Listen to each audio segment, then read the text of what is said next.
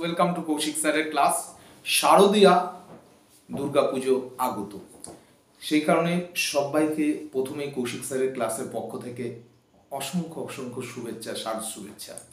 আজকে যে বিষয়ের উপর বলবো সেটা খুবই ডিফিকাল্ট একটা বিষয় এবং আমাকে অনেকেই প্রশ্ন করছেন যে বিজনেস তো করছি কিন্তু বিজনেসে কি হচ্ছে সেইভাবে প্রফিট করতে পারছি না, কিভাবে প্রফিট ডিসাইড করব, সেইভাবে প্রফিট ডিসাইড। তো আর্ট অফ প্রাইসিং এর উপর আজকের ভিডিও। কিভাবে প্রাইসিং সেট করবেন, কি করে কাস্টমারকে দিয়ে বেশি দামের প্রাইস কাস্টমার হাসতে হাসতে কিনে নিয়ে যাবে, তার উপর প্রাইসিং। যারা যারা বিজনেস মার্কেটে প্রথম আসছেন, প্রথমে বিজনেস সেট করতে গিয়ে এই প্রবলেমে পড়ছেন, তাদের জন্য আজকে প্রচণ্ড উপকারী ভিডিও। খুব ভালো করে ভিডিওটা প্রথম থেকে শেষ অবধি দেখবেন। যদিও শারদীয় দুর্গাপুজো আগত, তখন আপনারা ভাবছেন যে কেন কৌশিক স্যারের ক্লাস থেকে কৌশিকবাবু এই ধরনের ভিডিওকে প্রমোট করছেন। দেখুন, পুজো হোক বা উৎসব হোক, যা কিছুই হোক না কেন, আজকে দুর্গাপুজো হোক বা অন্য কোনো উৎসবই হোক, কিন্তু আমাদের চাকরি বা বিজনেস যদি না থাকে তো টাকা ইনকাম কি করে হবে? আর টাকা ইনকাম না হলে কি হয় জানেন তো, যে সমস্ত উৎসবই কিন্তু ফিকে হয়ে যায়। তো সেই জায়গা থেকে আজকের ভিডিও খুব ভালো করে, সেই কারণে ভিডিও প্রথম থেকে শেষ অবধি দেখবেন। আর্ট অফ প্রাইসিং, একদম চমকপ্রদ কিছু ফর্মুলা দেব, যে ফর্মুলা আপনাদের বিজনেসে ইউজ করলে কোনো দিন কাস্টমারের অভাব হবে না এবং আপনারা প্রোডাক্টের দাম নিজেদের মতো করে সেট করতে পারবেন। তো কথা না বাড়িয়ে ভিডিওর মূল পর্বে যাওয়ার আগে দু একটা কথা। আমি ডক্টর কৌশিক কুণ্ডু, আপনাদের চ্যানেল কৌশিক স্যারের ক্লাসে আজকে একবার যারা যারা ইউটিউবে ফার্স্ট টাইম আমাকে দেখছেন, অবশ্যই চ্যানেলকে সাবস্ক্রাইব করবেন এবং পাশে থাকা বেল আইকন ক্লিক করবেন নতুন ভিডিও তাড়াতাড়ি দেখার জন্য। যদি মনে করেন ভিডিও ভালো লেগেছে, অবশ্যই একটা লাইক দিয়ে উৎসাহিত করবেন। তাই কথা না বাড়িয়ে চলে আসছি ভিডিওর মূল পর্বে। আর্ট অফ প্রাইসিং, কিভাবে প্রাইস সেট করবেন কোনো প্রোডাক্টের। ফার্স্ট স্টেপ কি করবেন, set the high initial price customer mind. ধরুন আপনার দোকানে একজন কাস্টমার দেখতে এসছেন, প্রোডাক্ট শাড়ি কিনতে এসছেন, আপনার দোকানে টাইলস কিনতে এসছেন, মার্বেল কিনতে এসছেন, ইউটেন্সিলস কিনতে এসছেন, যে কোনো প্রোডাক্ট দেখতে এসছেন। প্রথমেই আপনি কি করবেন, প্রথমেই যেটা কস্টলি প্রোডাক্ট সেই প্রোডাক্টটাকে শো করুন। কস্টলি এবং কোয়ালিটিবল প্রোডাক্ট, যেমন হচ্ছে ধরুন একটা টাইলসের পিস হয়তো 300 টাকা থেকে দেখাতে শুরু করুন, বা কাস্টমারের বাজেট শুনে নিয়ে একটু বেশি হাই প্রাইসের প্রোডাক্ট দেখান। তাহলে কি হয়, কাস্টমারের মাইন্ডসেটটা হয়ে যায় যে এই প্রোডাক্টের এরকম দাম হতে পারে। তারপর আস্তে আস্তে একটু একটু করে কম দামি প্রোডাক্ট দেখাতে ধরুন। ধরুন 300 দেখালেন, তারপরে চলে এলেন 250-তে, তারপর 200-তে, আবার তারপর 100 টাকার প্রোডাক্ট দেখান। তখন কাস্টমারের মনে হবে এত কম দাম হচ্ছে কি করে, তার মানে এই প্রোডাক্টের কোয়ালিটি ভালো নয়। তাহলে প্রোডাক্টের কোয়ালিটি আমার বাজেট অনুযায়ী 250 টাকা থেকে 200 টাকার প্রোডাক্টটা নেব। কাস্টমার অটোমেটিক্যালি মাইন্ডে সেট করে নেবে, না 200 থেকে 250 টাকার প্রোডাক্ট আমাকে নিতে হবে যদি কোয়ালিটির প্রোডাক্ট পেতে হয়। তো ইনিশিয়ালি হাই প্রাইস যদি দেখান, তাহলে কাস্টমার অটোমেটিক্যালি হাই প্রাইসের প্রোডাক্ট মানে আপসেলিং এর প্রোডাক্ট কিনতে ইচ্ছুক হয়। খুব গুরুত্বপূর্ণ। তাইলে set the high initial price in customer mind first. তো বোঝা গেল 1 নম্বর পয়েন্ট। সেকেন্ড পয়েন্ট খুব গুরুত্বপূর্ণ, bundle offers and discounts. Bundle offers and discount, আপনারা তো বলবেন আজকালকার প্রত্যেকটা দোকানেই তো অফার্স দেয়, আপনার ডিসকাউন্ট দেয়। আপনি এক্সট্রা কি বললেন বা এক্সট্রা কি দেখাবেন, প্রথমেই বলে রাখি, এক্সট্রা কি দেখাবেন, অ্যাকচুয়াল প্রাইসটা আগে প্রথমে কাস্টমারের সামনে শো করুন। দেখবেন প্রত্যেকটা বড় বড় যারা শপিং মল আছে বা বড় বড় অর্গানাইজেশন আছে, প্রথমে অ্যাকচুয়াল প্রাইস সেটাকে শো করে। ধরুন অ্যাকচুয়াল প্রাইস হচ্ছে 499 থাকলো, 999, 499 বা 500 টাকা না হয়ে 499 টাকা হলো।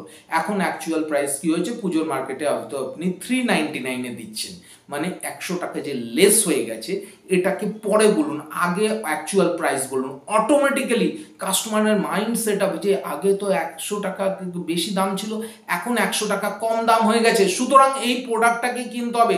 অটোমেটিক্যালি অফার এবং ডিসকাউন্টে কাস্টমার কিন্তু ওই প্রোডাক্টকে নিতে থাকবে। এটা হচ্ছে ভীষণ ভীষণ গুরুত্বপূর্ণ একটা স্ট্র্যাটেজি বিজনেসের জন্য। থার্ড জিনিসটাতে চলে আসছি, পরেরটাকে বলা হয় ডিকয় প্রাইসিং। ডিকয় প্রাইসিং কি?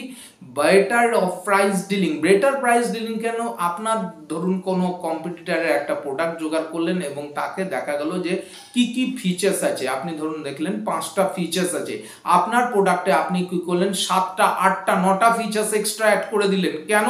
কাস্টমার যে প্রোডাক্ট, যে আপনার যে কম্পিটিটর প্রোডাক্ট, তার হয়তো দেখা গেল 500 টাকায় যে 4-5টা ফিচার্স দিচ্ছে, আপনি 500 টাকায় 10টা ফিচার্স দিচ্ছেন। অটোমেটিক্যালি কাস্টমারের মাইন্ডে কি ঢুকে যাবে, না আমি এই টাকায় যদি আমি এতগুলো ফিচার্স পাই, আমি কেন এটা কিনবো, অটোমেটিক্যালি আমি কিন্তু ওটা কিনতে পারি।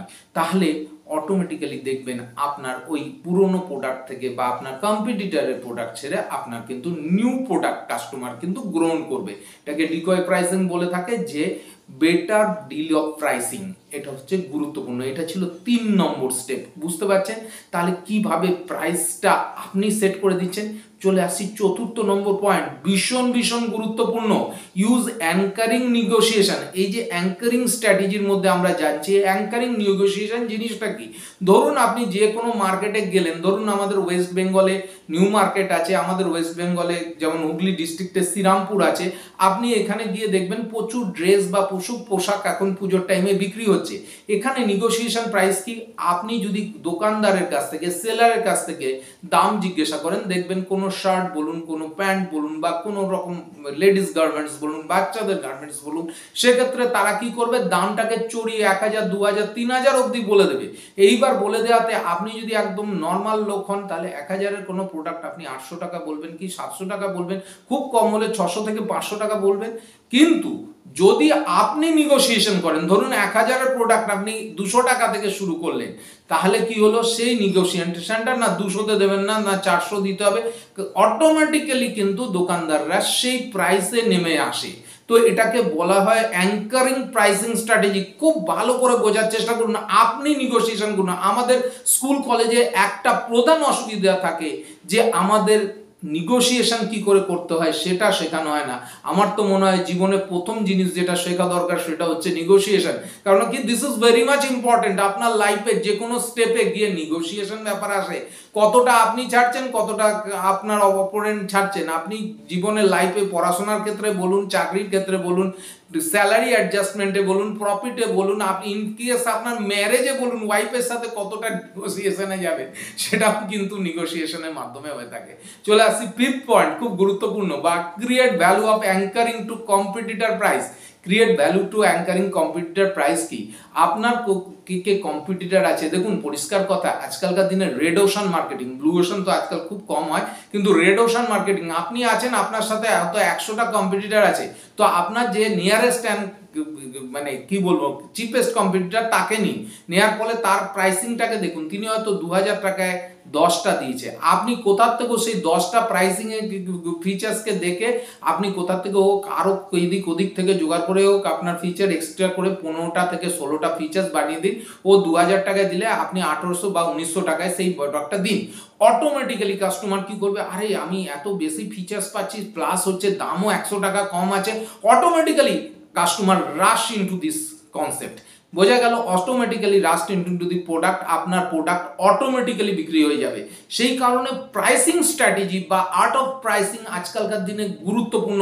কিভাবে আর্ট অফ প্রাইসিং সেট করবেন, কিভাবে গিয়ে করবেন, যে 5টা পয়েন্ট বললাম একদম তো অ্যাঙ্কারিং স্ট্র্যাটেজি যেটা রয়েছে সেটা তো প্রচুর বড়, আরো অনেক কিছু আছে, কিন্তু মিনিমাম এই 5টা পয়েন্ট যদি আপনারা মনে রেখে যদি এই ডিলটা সম্পূর্ণ করতে পারেন, আমার মনে হয় আপনাদের আর বিজনেসে কোনো রকম কাস্টমারের অভাব হবে না।